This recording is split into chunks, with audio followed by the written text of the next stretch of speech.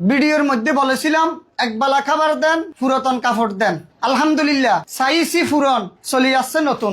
বাংলাদেশ আবান ফাউন্ডেশনের পক্ষ থেকে কৃতজ্ঞতা জানাই আজকের এই দিনে জনাব শামসুল আলম খান মুরাদ ভাইকে, আবান ফাউন্ডেশনের সভাপতি এবং বেওয়ারিশ মানব সেবা বৃদ্ধাশ্রমের উপদেষ্টা। আমাদের অনেকে যারা বলেন বিজনেস করতেছি, আমার বিজনেস সফল, আমি এক বিজনেস করতেছি। আল্লাহ বলতেছে তোমরা ভালো কাজের বিজনেস করো। আমার বিজনেস সফল। বিজনেস কার জন্য করতেছি? আমার আপনার সকলের ভালোবাসার রাস্তা দুকুনি বাবা মায়েদের জন্য, যেই বাবা মা গুলো মৃত্যু পথযাত্রী, এক মোটো ভাতের জন্য আর্তনাদ করতো, হাহাকার করতো, অনাহারে অর্ধহারে পুঙ্গ হয়ে যাচ্ছে।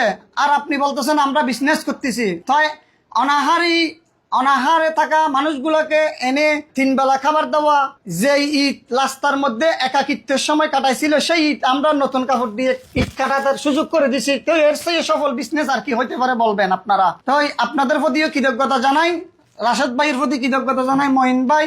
আবাম ফাউন্ডেশন আমাদের দুঃখে সুখে আমাদের প্রতিষ্ঠানের পাশে থাকে। সেই একটা ফাউন্ডেশন আমাদের 7 বছরের ঈদ পালন করতে যাচ্ছি।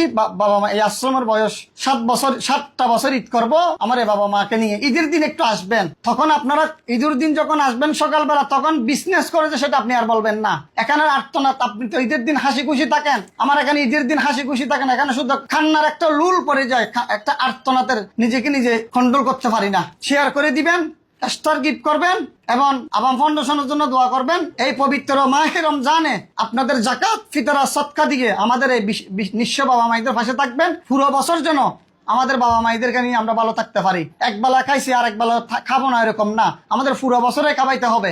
এই জন্য আপনারা নগদ অর্থ দিবেন এবার আমাদেরকে, জাকাত থেকে, ফিতরা থেকে, সদকা থেকে, যে পারলে কাপড় দিবেন। আবারও বলছি আমাদের শত শত কাপড় প্রয়োজন। নতুন কাপড় দেওয়ার দরকার নাই, আপনাদেরকে বলছি নতুন কাপড়টা মুরাদ ভাইয়ের পক্ষ থেকে, আবাম ফাউন্ডেশনের পক্ষ থেকে চলে যাচ্ছে।